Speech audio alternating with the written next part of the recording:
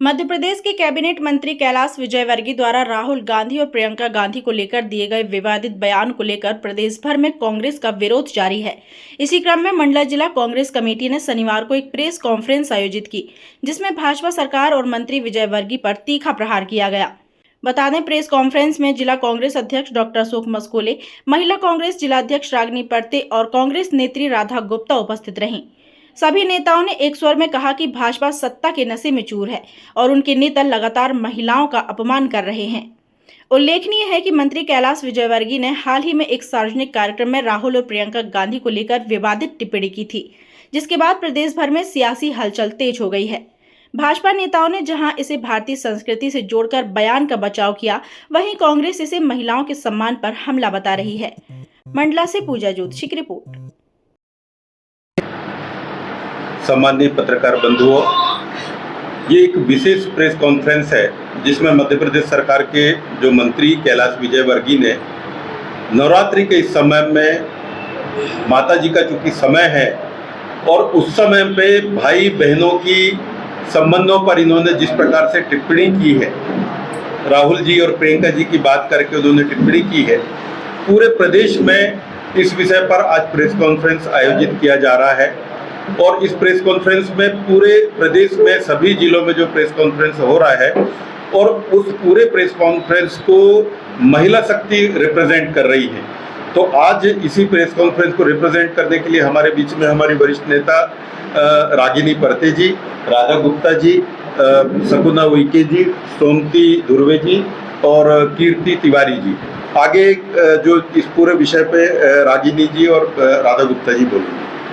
जिस तरह से कि नवरात्रि का यह पावन पर्व चल रहा है, उस पावन पर्व पर मध्य प्रदेश की अस्मिता और नवरात्रि की पवित्रता पर ये बहुत बड़ा हमला बीजेपी के कैबिनेट मंत्री, नगरीय प्रशासन मंत्री श्री कैलाश विजयवर्गीय जी का जो विवादित बयान आया है, वो उनका जो मानसिकता है, बीजेपी की जो मानसिकता और उनकी जो घटिया सोच और विचारधारा है, वो कहीं ना कहीं वो मंचों के माध्यम से उनके द्वारा प्रस्तुत की जाती है।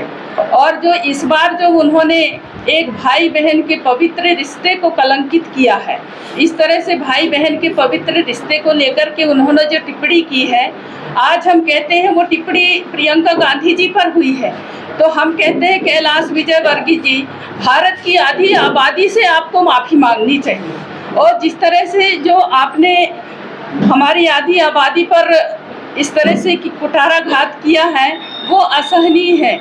इस टाइम पे नवरात्र में देवियों का पूजन, कन्या पूजन जो किया जाता है, और जिस तरह से मध्य प्रदेश भारतीय जनता पार्टी की सरकार बड़े बड़े होर्डिंग्स लगाती है महिला सशक्तिकरण को लेकर के, तो क्या महिला सशक्तिकरण को लेकर के आप लोग होर्डिंग लगा रहे हैं? लाडली बहना योजनाएं चालू किए हैं मध्य प्रदेश में, तो यही लाडली बहनाओं का सम्मान है क्या? यही महिला सशक्तिकरण है? जिस तरह से कि आप लोगों की जो बयानबाजी और जिस तरह से कैलाश विजयवर्गीय जी का बार बार, एक बार भी नहीं, उनके कई बार ऐसे विवादित बयान हैं जो कि बिल्कुल कहना चाहिए कि महिलाओं को शर्मसार कर देती है।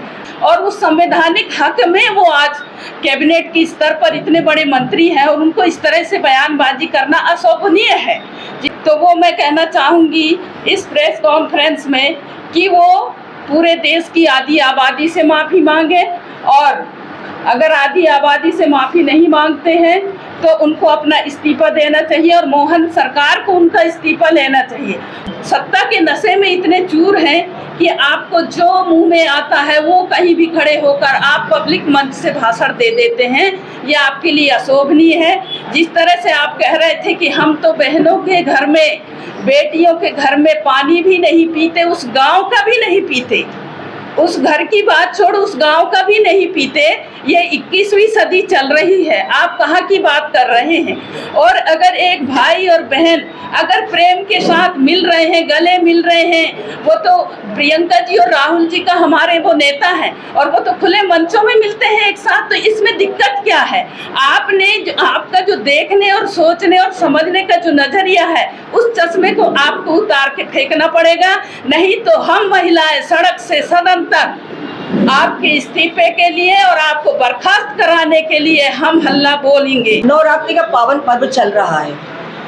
हमारी संस्कृति क्या है, हम किस तरह से रहते हैं, ये भी माँ सीता का, अनसुईया का देश है। ऐसा नहीं है, यहाँ वीरांगनाएं हुई हैं जो घोड़े पर चढ़ करके और रोंदते हुए निकल जाती थी और लोग उनको पकड़ते थे, उठाते थे, तो क्या वो अभद्रता थी। आज मैं ये देख रही हूँ कि महिलाओं के साथ क्या नहीं घट रहा है। जहाँ देखो एक जन्म लेने वाली बच्ची से लेके बूढ़ी माता तक के साथ बलात्कार हो जाता है। जो 70 साल की माँ है उसके साथ भी बलात्कार हो जाता है।